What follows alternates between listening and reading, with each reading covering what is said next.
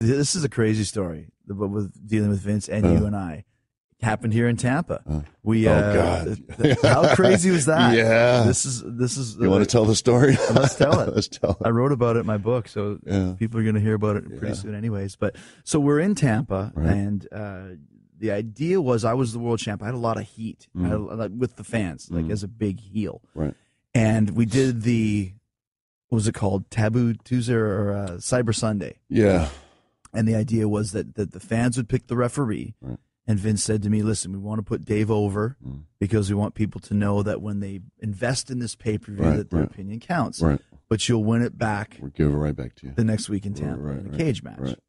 So we get to the Tampa for the cage match. Right. And we had a great match.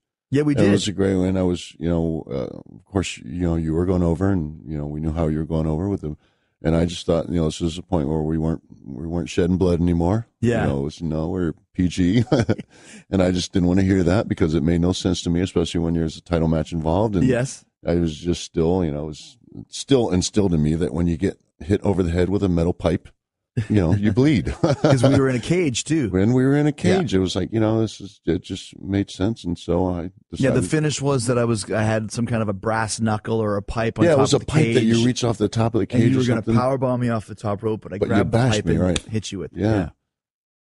So anyway, so I ended up, I did what I thought was the right thing to do. And I shed a little blood for business. And of course, I got hard weight as well. So I think we tried to mask it as being hard weight. Yeah. So I'm just kind of bleeding all over the place. But so we. But let me say this though, it was a really good match. It was a great match, man. It was a great match. I remember there's some great stuff in there. I can't believe that we had to deal with grief over that, man. We did. Right. What kills me too is I got. Of course, you got the big fine. Well, let's slow down a bit. So we come back through the curtain, and we've had this great cage match. And it was like you said, as the heel beat Batista for the title. Right. Come back through the curtain, and then there's a lot of yelling and screaming going on. Very uncomfortable. Very uncomfortable because Dave had there was some blood involved. So Vince said, I'm not going to talk about this with any of you guys. Right. I'll see you next week, and I'll decide what your punishment is.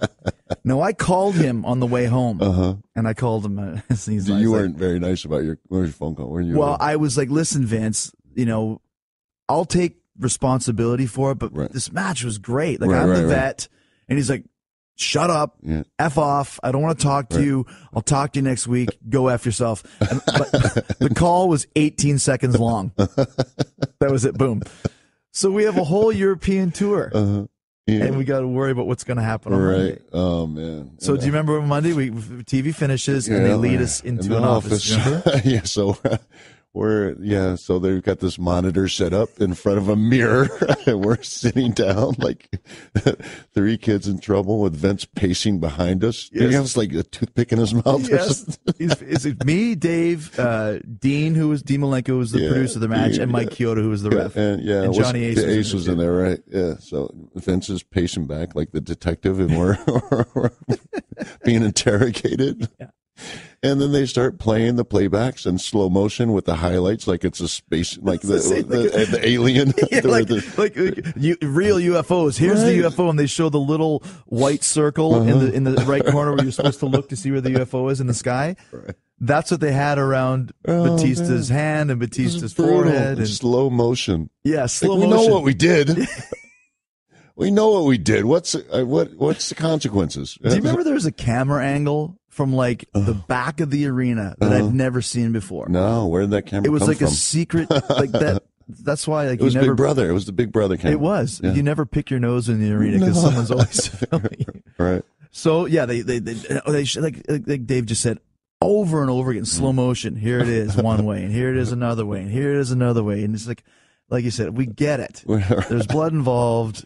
We did it. Now, you had told me earlier in the day that I'm going to get some blood, get some color. And I said, listen, man, whatever you want to do, just, whatever. Right. And I didn't really get much more into it than that. Right. So I kind of knew, but didn't really know. Yeah, and it shouldn't have fallen on you. And it was kind of, it was my choice, and it was me kind of being rebellious. I knew we weren't supposed to do it, but to me, I was just, it just felt like the right thing to do, and I was really kind of a little bitter about the way the direction we were going with the company. I wasn't on board. I wasn't a part of the program, and so I was being a little rebellious. And I knew I would get consequences, but I thought I would get the consequences, and I didn't think they would be as harsh as they were.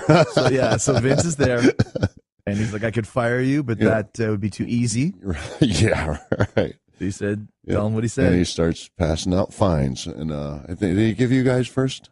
No, you were first. Was I first? So my fine was $100,000. I will never forget that. My heart dropped, man, because I thought it was going to be like 25 grand. I thought that was going to be like harsh, and I knew it was going to sting. And when he said 100 grand, I was just heartbroken. I literally think that he sucked the life out of me that day. That's when I felt. I think that's the day that I knew I was, things were never going to be the same. Wow. Yeah, interesting. We've never really talked about this before. No, it really, because I felt like I did the right thing. And I felt like I did what was good for I did the right thing. I did what, it was good business. This was the stuff that was instilled in us that we were supposed to do. This is what makes our business special. This what makes us, a brotherhood. We do this for our company. We do this for our fans. And he just literally sucked the life out of me by punishing me for doing that. It broke my heart. It broke my heart. Yeah, I like I said, we've never talked about this, and that really, I couldn't believe when he said that. Yeah, I couldn't. 100 grand, and I honestly, from my perspective, he came to me next, and it was like the angel of death, like in Jericho, because he said, and none of you even called me, and I was like, I called you. Yeah, you did. You did. He's like, well, none of you even called me, but you. And so when he was handing those fines, I think I would have. I don't know if I would have got the 100, but I think I would have got. But he ended up. He's like, and you $5 grand. Right. And I remember I almost started laughing, like $5 grand. Like, what are you smiling? I'm like, nothing. And he fined Dean $5 grand, which, those guys will make a lot of money. That Dean, hurt, man. Hurt Dean, and then Kyoto $5 grand too. Yeah. And like I said, man, I will say this, as man to man, gained so much respect for that day because you paid everybody's fines. Yeah, but all of ours. What really broke my heart is Dean, because he was the one guy. He knew nothing about it. He literally knew nothing about it. He knew nothing about it, man. And Vince was on his case, like, you should have known. You should know about these guys. Yeah. Like, how would he know? That really sucked. That really hurt, man. Because Dean's a good dude, man. Great guy. He didn't deserve. And he that. didn't know. He had no idea, man. He got punished, and I felt like I stabbed him in the back, and he didn't deserve it. It really sucked, man. And like I said, that's probably the biggest fine I've ever heard of in my life. It was so ridiculous, man. And it was to prove a point, and it was just, it really did. It broke my heart, man, because I just felt like that was, I did what was right, man. I got punished for it, and that hurts too. I mean, I don't care if you're Donald Trump. 100 grand is that's a lot of money. I don't know, man. So, and that was kind of the